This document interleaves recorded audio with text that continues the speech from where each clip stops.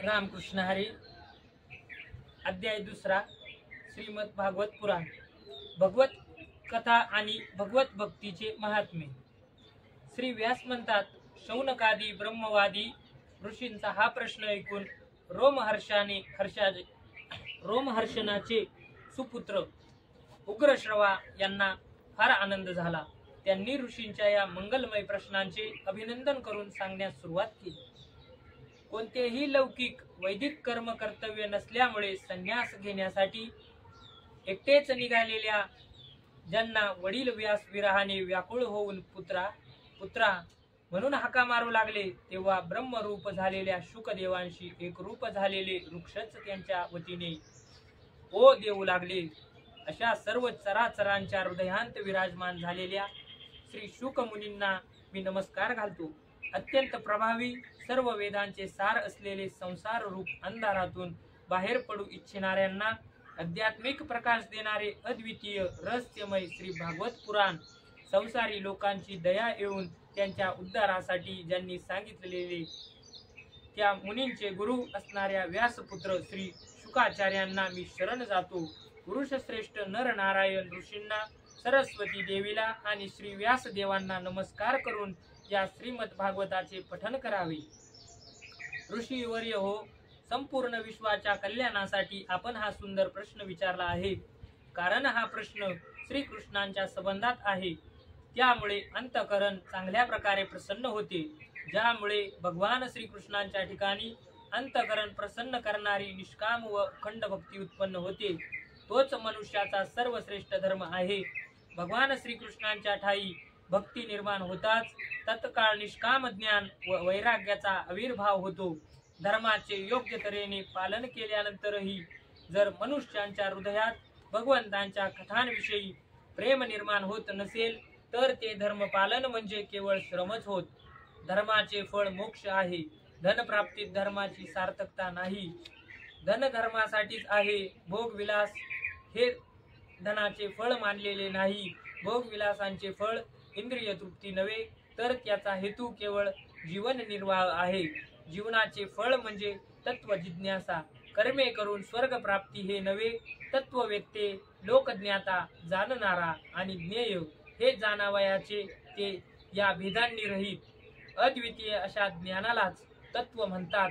त्याला कोणी ब्रह्म, कोणी परमात्मा, तर कोणी भगवान असे म्हणतात। श्रद्धाळू मुनी भागवत श्रवणाने प्राप्त झालेल्या ज्ञान वैराग्य युक्त भक्तीने आपल्या हृदयात त्या परमात्म्याचा अनुभव घेतात। हे ऋषींनो, म्हणूनच मनुष्यांनी आपापल्या वर्ण आणि आश्रमानुसार उत्तम रीतीने जे धर्माचरण केले असेल त्याची पूर्ण सिद्धी म्हणजे भगवंताची प्रसन्नता होय।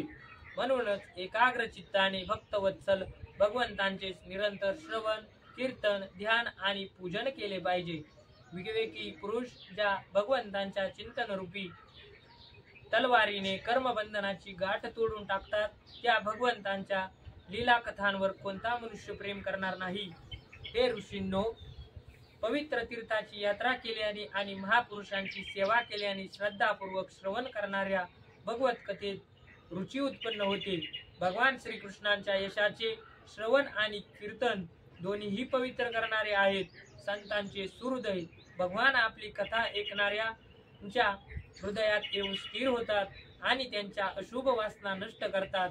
श्रीमद भागवत किंवा भगवत भक्त्यांच्या निरंतर सहवासाने जेव्हा पुष्कळचा अशुभ वासना नष्ट होतात, तेव्हा पवित्र कीर्ती भगवान श्रीकृष्णांच्या ठिकाणी चिरस्थायी प्रेम निर्माण होते।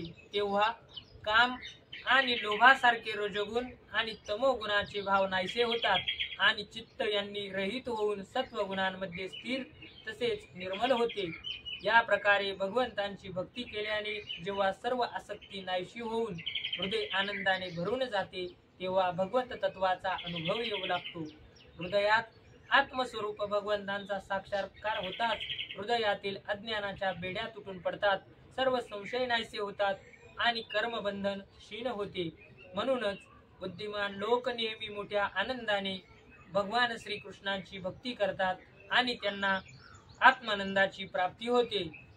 प्रकृतीच्या सत्व, रज आणि तम या 3 गुणांचा स्वीकार करूनच विश्वाची स्थिती, उत्पत्ती आणि प्रलय करण्यासाठी एका अद्वितीय परमात्म्यानेच विष्णू, ब्रह्मा आणि रुद्र ही 3 नावे धारणा केली आहेत.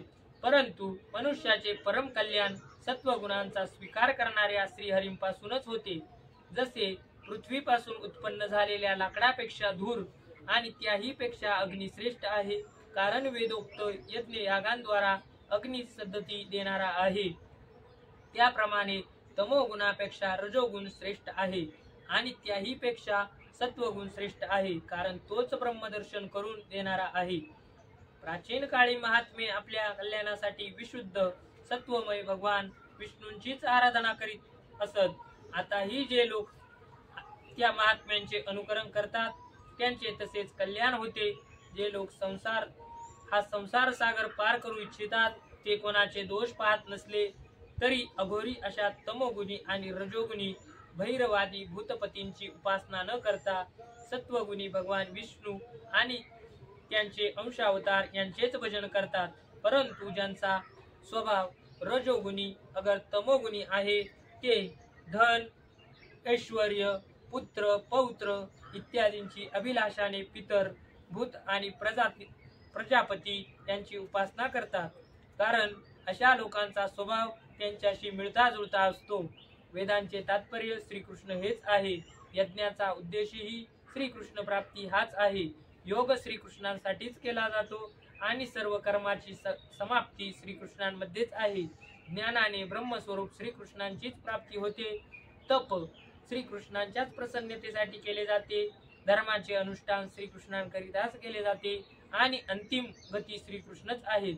जरी भगवान श्रीकृष्ण प्रकृती आणि तिचे गुण यांच्याही पलीकडचे आहेत तरी सुद्धा त्यांनी जी परपंच दृष्टीने आहे परंतु तत्वदृष्टीने नाही अशा आपल्या त्रिगुणात्मक मायेने प्रथम या विश्वाची रचना केली.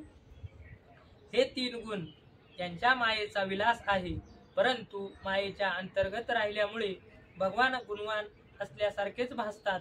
वास्तविक ते परिपूर्ण विज्ञानानंदगण आहेत. अग्नी वस्तुतः एकच असला तरी स्वतःचे उत्पत्ती स्थान असणाऱ्या लाकडाच्या विविध आकारांनी तसतसा प्रगट होतो. त्याचप्रमाणे सगळ्यांच्या ठाई आत्मरूपाने असलेले एकच भगवंत प्राण्यांच्या विविधतेमुळे अनेक आहेत असे वाटते.